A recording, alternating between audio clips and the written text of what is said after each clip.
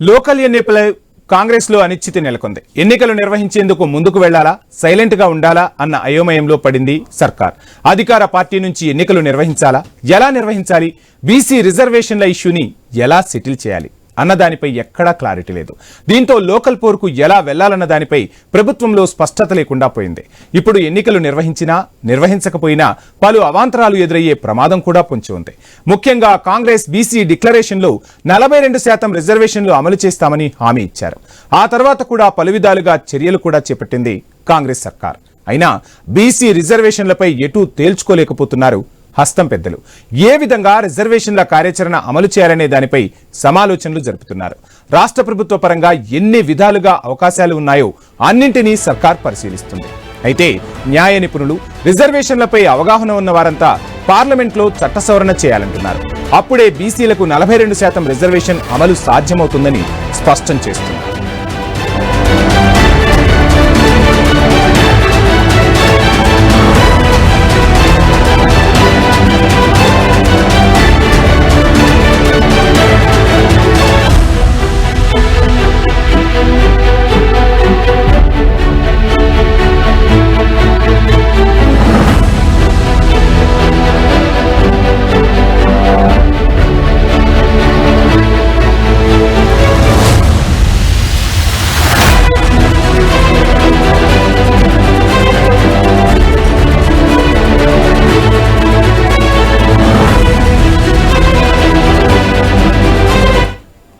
ఇక 42% రిజర్వేషన్లతో ఎన్నికలకు వెళితే కోర్టు అడ్డంకులు వస్తాయంటున్నారు న్యాయ నిపుణులు.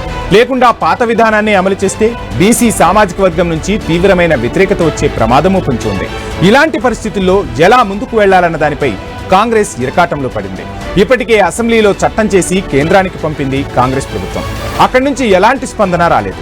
ఎందుకంటే బిల్లును పరిగణలోనికి తీసుకోలేమని కేంద్రం చెప్పినట్టు సమాచారం.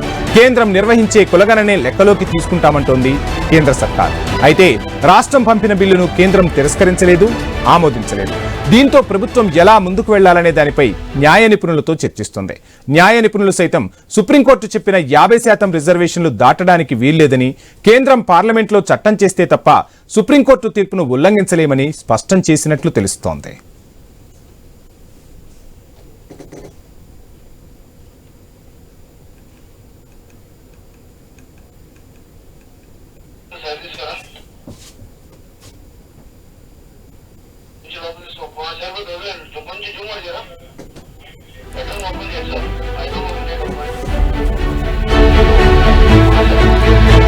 ఇక సుప్రీంకోర్టును కాదని ప్రభుత్వం రాజకీయ పరంగా బీసీలకు రిజర్వేషన్ల కోసం జీవో జారీతో ఎన్నికలకు వెళ్లవచ్చు. అయితే ఎవరైనా కోర్టుకు వెళితే ఆ జీవో రద్దవుతుంది.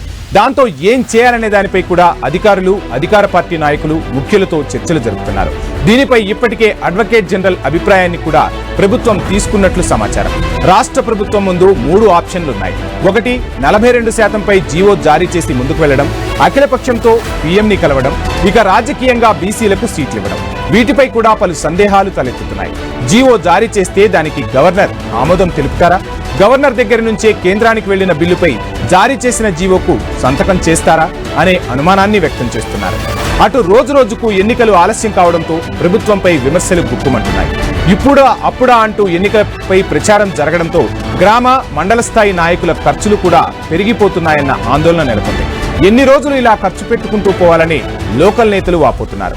ఇలాంటి పరిస్థితుల్లో అసలుకే మోసం వస్తుందా అన్న టెన్షన్ కూడా కాంగ్రెస్ లో మొదలైపోయింది. ఇప్పటికే కేంద్రం నుంచి రావాల్సిన నిధులు కూడా ఆగిపోయాయి. దాదాపు ప్రతి ఏటా 1500 కోట్ల నిధులు విడుదలవుతాయి. అలాంటిది ఆ ఫండ్స్ ఆగిపోవడంతో అభివృద్ధి ఎక్కడికక్కడ నిలిచిపోయింది. ఈ విషయంలో కూడా ప్రభుత్వం విమర్శల పాలవుతోంది. ఇలాంటి పరిస్థితుల్లో ఏం చేయాలి, ఏం చేస్తే ఎన్నికల్లో అన్ని వర్గాలను బుజ్జగించినట్లవుతుంది, బీసీలను ఎలా కంట్రోల్ చేయాలి, కోర్టుల నుంచి ఇబ్బందులు రాకుండా ఎలా చూసుకోవాలి అన్నదే ఇప్పుడు ప్రధానంగా కొనసాగుతున్న చర్చ.